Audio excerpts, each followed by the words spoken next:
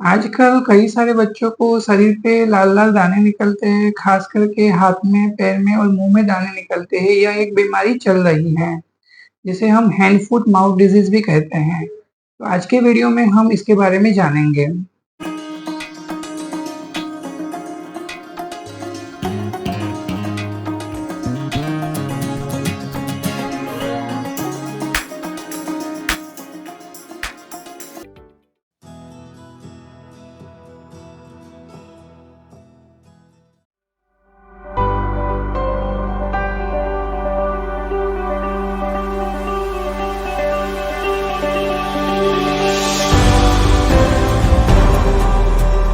Environ Life Science Limited, partnering for life.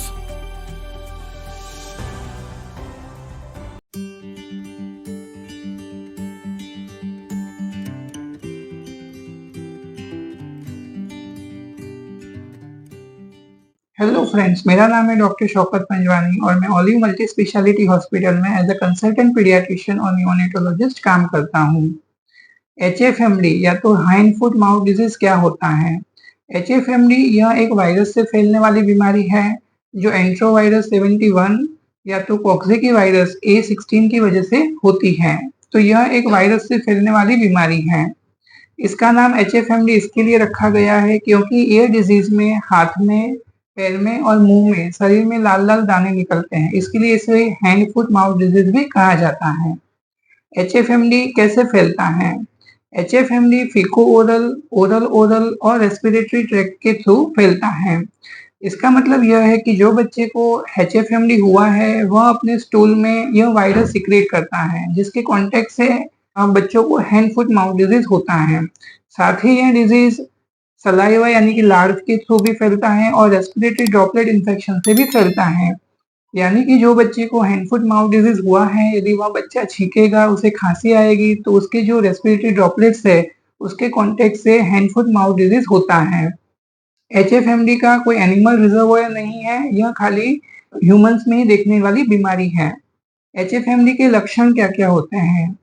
एचएफएमडी का शुरुआत का जो फेज होता है, जो वायरल फेज होता है, वह लक्षण बाकी सब वायरल इन्फेक्शन जैसे ही होते हैं, जिसमें बच्चे को बुखार आता है, कभी-कभी बच्चे को सर्दी जुकाम होता है, वॉमिटिंग होता है, शरीर में दर्द होता है, हेडेक होता है, साथ ही बच्चे की भूख कम हो जाती है, बच्चे को निगलने में दिक्कत होती है और बच्चा सुस्ती और वीकनेस महसूस करता है। जो टिपिकल फीचर है एचएफएमडी का है, वो है उसका स्किन रैश।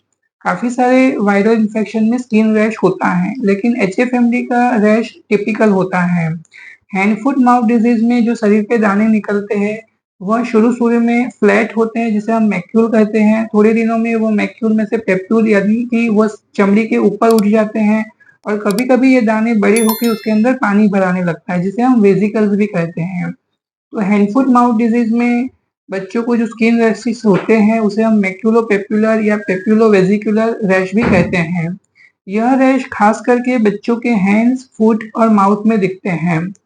खास करके बच्चों के एल्बोज में, नीज के ऊपर, बटक्स के हिस्से में और लिप्स के आजू-बाजू यह रैश देखने को मिलते हैं। कभी-कभी यह हैंड फुट माउथ डिजीज के रैश बच्चों के मुंह में भी होते हैं। बच्चे के गाल के पीछे के हिस्से में, गम्स के ऊपर, टंग में भी यह रैशेस देखे जा सकते हैं। कई बार सीवियर केसेस में बच्चे के गले के अंदर के भाग में यानी कि सॉफ्ट पैलेट में और टॉन्सिल्स पे भी यह रैशेस दिखते हैं, जिसकी वजह से बच्चे को खाना निगलने में दिक्कत होती है। इसके साथ ही बच्चे को तेज बुखार आता है, कभी-कभी बच्चा खाने में दिक्कत करता है, बच्चे के शरीर में पानी कम हो जाता है, यह सारी दिक्कतें हो सकती हैं। एचएफएमडी का डायग्नोसिस कैसे करते हैं? एचएफएमडी एक क्लिनिकल बीमारी है, इसके लिए कोई ब्लड टेस्ट की ज़रूरत नहीं है, इसके सिम्पटम्स और उसका जो टिपिकल रैश है, उसकी वजह से डायग्नोसिस बहुत ईज़िली हो सकता है। लेकिन यदि डायग्नोसिस कन्फर्मेशन करना है, तो स्टूल के अंदर या तो वेसिकुलर फ्लूइड के अंदर हम टेस्ट करके यह डिज़ीज़ का पता लगा सकते हैं। एचएफएमडी में क्या-क्या कॉम्प्लिकेशंस हो सकते हैं? ऐसे तो एचएफएमडी एक सेल्फ लिमिटिंग इलनेस है और 5 से 7 दिन के अंदर एचएफएमडी ट्रीट हो जाता है। इसमें ज़्यादा कॉम्प्लिकेशंस होने की शक्यता कम है। लेकिन कभी-कभी बच्चा खाना वाना नहीं खाने की वजह से बच्चे को डिहाइड्रेशन होता है, रेयर किस्सों में बच्चे को यह इन्फेक्शन ब्रेन में लग के एसेप्टिक मेनिंजाइटिस, एन्सेफेलाइटिस हो सकता है। कभी-कभी हार्ट और पैनक्रियाज के ऊपर उसका असर होकर मायोकार्डाइटिस और पैनक्रेटाइटिस जैसे कॉम्प्लिकेशंस होने की शक्यता रहती है। एचएफएमडी की ट्रीटमेंट क्या है? मैंने जैसे आगे बताया, यह एचएफएमडी एक सेल्फ लिमिटिंग और माइल्ड इलनेस है, उससे डरने की जरूरत नहीं है। ज्यादातर बच्चों को 5 से 7 दिन में कंप्लीट रिकवरी आ जाती है। फीवर 2-3 दिन के बाद कम हो जाता है और दाने धीरे-धीरे 7-8 दिन के बाद कम हो जाते हैं।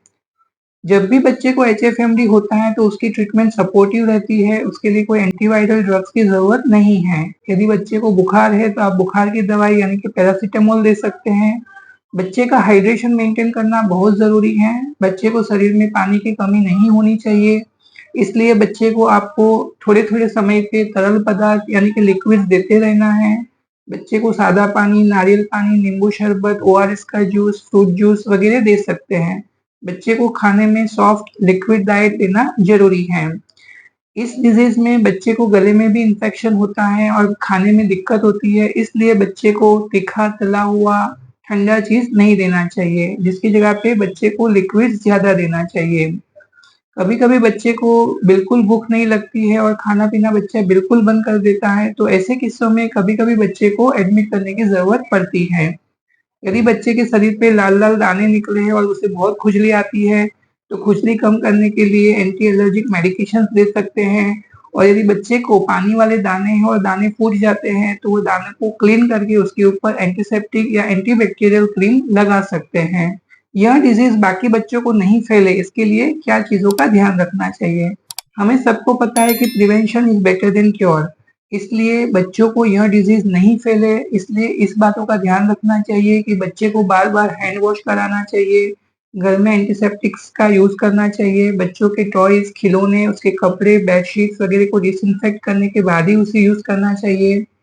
यदि आपके बच्चे को एचएफएमडी हुआ है, तो 5 से 7 दिन तक उसे स्कूल भेजना नहीं चाहिए, बाहर दूसरे बच्चों के साथ खेलने नहीं भेजना चाहिए, जिससे बाकी बच्चों को यह बीमारी नहीं फैले। तो मैंने ये वीडियो में आपको बताया कि एचएफएमडी एक वायरस से फैलने वाली सेल्फ लिमिटिंग इलनेस है, इससे घबराने की ज़रूरत नहीं है और ज़्यादातर किस्सों में 1 हफ्ते से 10 दिन में बच्चा पूरी तरह से ठीक हो जाता है।